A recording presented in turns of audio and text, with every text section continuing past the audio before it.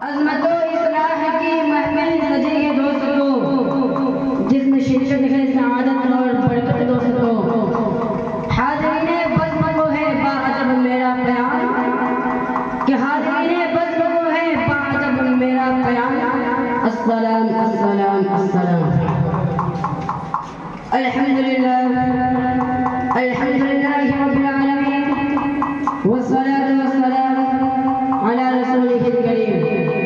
اما بعد، دل بدل سکتے ہیں، جذبات بدل سکتے ہیں، دل بدل سکتے ہیں، جذبات بدل سکتے ہیں، ملک کے فکر و خیالات بدل سکتے ہیں، دور موجودگی کے دن رات بدل سکتے ہیں، تم بدل جاؤ تو یارو حالات بدل سکتے ہیں۔ رنگ نشاط بزم دو عالم پہ چھا گیا، رنگ نشاط بزم دو عالم پہ چھا گیا، جس دن کا انتظار تھا وہ دن بھی آ گیا، کہ تو ہی اول تو ہی آخر تو ہی ظاہر تو ہی باطن، کہ تو ہی اول تو ہی آخر تو ہی ظاہر تو ہی باطن، تجھی کو حمد زیبا ہے، ہم سب کا خدا تو ہے۔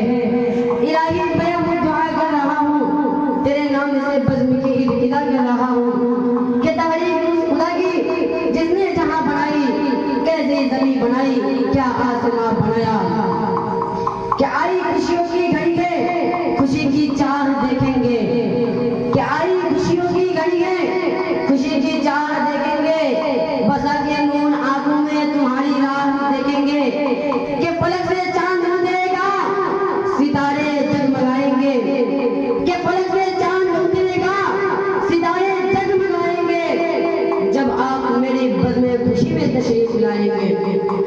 تو میرے عزیز ساتھیوں، تو آئیے یہ قریب روایت رکھی ہے، اور ارباب علم و فضل کا یہ طریقہ عمل رہا ہے کہ وہ جب بھی کسی دینی مجلس یا کسی دینی محفل یا کسی کانفرنس کا آغاز کرتے تو باقاعدہ اس کی سربراہی و سرپرستی کے لیے کسی نہ کسی لائق و فائق مخزن اسلامی قابلیت، حامی قرآن و سنت اور معمار مذہب اور ملت مقبولیت شخصیت کو فائز کرنا ضروری سمجھتے تھے، تاکہ اس کی قیادت و صدارت میں وہ پروان حسن انتخاب کے ساتھ منحصر کر جائے۔ تو آئیے ہم بھی اپنے بزرگ نقش قدم پر چلتے ہوئے ہم اپنی محفل کی صدارت کے لیے ایک ایسی شخصیت جن سے میری مراد جامع معرفہ ادیب و کمال شہنشاہ تکبر و تدبر جناب حضرت مولانا الیاس صاحب دامت برکاتہ ہے۔ میں حضرت مولانا الیاس صاحب دامت برکاتہ سے اس انجمن کی پوری قوی امید رکھتا ہوں اس اشعار کے ساتھ کہ محبت ناز کرتی ہے، عداوت ناز کرتی ہے، محبت ناز کرتی ہے، عداوت ناز کرتی ہے، جب یہ قرآن پڑھتے ہیں جو تلاوت ناز کرتی ہے، اور صدارت کے لیے یوں تو بہت سے نام آئے تھے، اور صدارت کے لیے یوں تو بہت سے نام آئے تھے، مگر مولانا الیاس صاحب کے لیے صدارت ناز کرتی ہے، اور نظامت کا طریقہ نہیں اس ناچیز عبدالسلام کو، اور نظامت کا طریقہ نہیں اس ناچیز عبدالسلام کو، مگر اساتذہ کی دعا سے مجھ پر نظامت ناز کرتی ہے۔ مولانا الیاس صاحب سے اپنی قوی میں رکھتا ہوں۔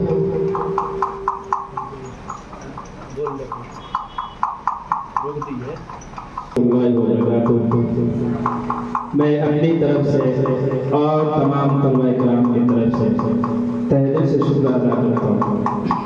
شکریہ۔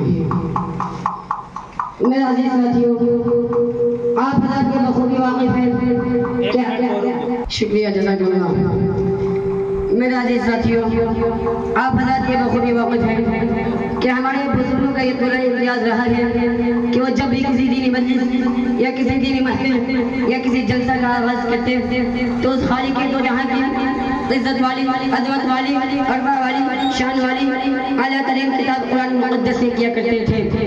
ارے وہ ذات جو ہر نظر خون سے پاک ہے، وہ ذات جو ہر محتاجی سے منزہ ہے، وہ ذات جو ہر عیب و نقص سے مورا ہے، وہ ذات جو سارے قوموں کا اکیلا مالک ہے، وہ ذات جو چاند و سورج کا اکیلا مالک ہے، وہ چاند جو ساری دنیا کا اکیلا مالک ہے، ساری دنیا کے نظام کو تن تنہا چلاتا ہے، وہ ذات جس کا لقب رب العلا ہے، وہ ذات جس کا صفت رحمان الرحیم ہے، وہ ذات جس کا خطاب احکم الحاکمین ہے۔ میرے عزیز ساتھیوں، اللہ کی شان شفقت عظیم الشان ہے، وہ تو آقاؤں کی آقا ہے، وہ تو शहंशाहों के शहंशाह है, वो तो दाताओं के दाता है।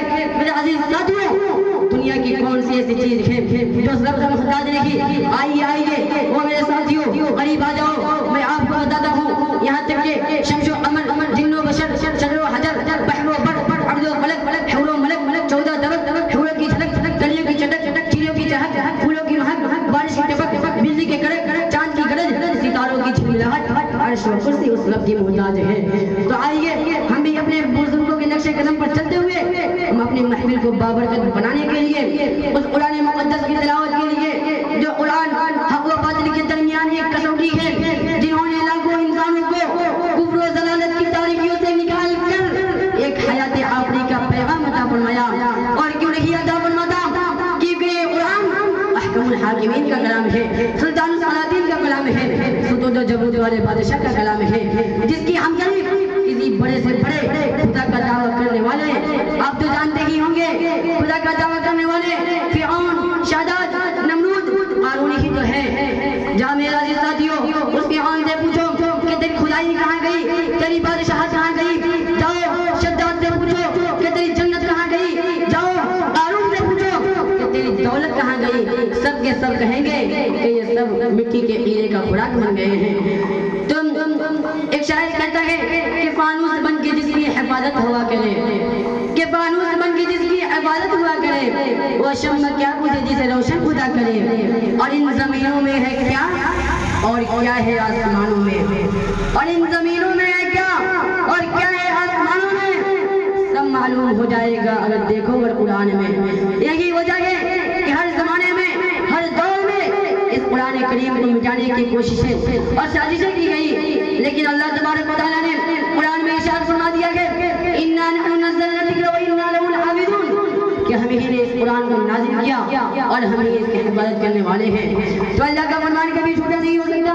यही वजह है कि कुरान जिस तरह नबी सल्लल्लाहु अलैहि वसल्लम को उतरा, उसी तरह सीना बसीना हमारे पास भी आज मौजूद है, जिसमें एक अर्ज की, एक नुक्ते की लफ्ज़ बदल नहीं हुआ है।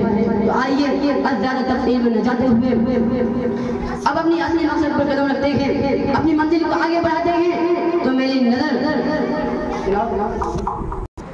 तिलावत कलामुल्लाह के लिए मेरी नजर ज़ैद सल्लल्लाहु अलैहि वसल्लम जाकर रुक जाती है।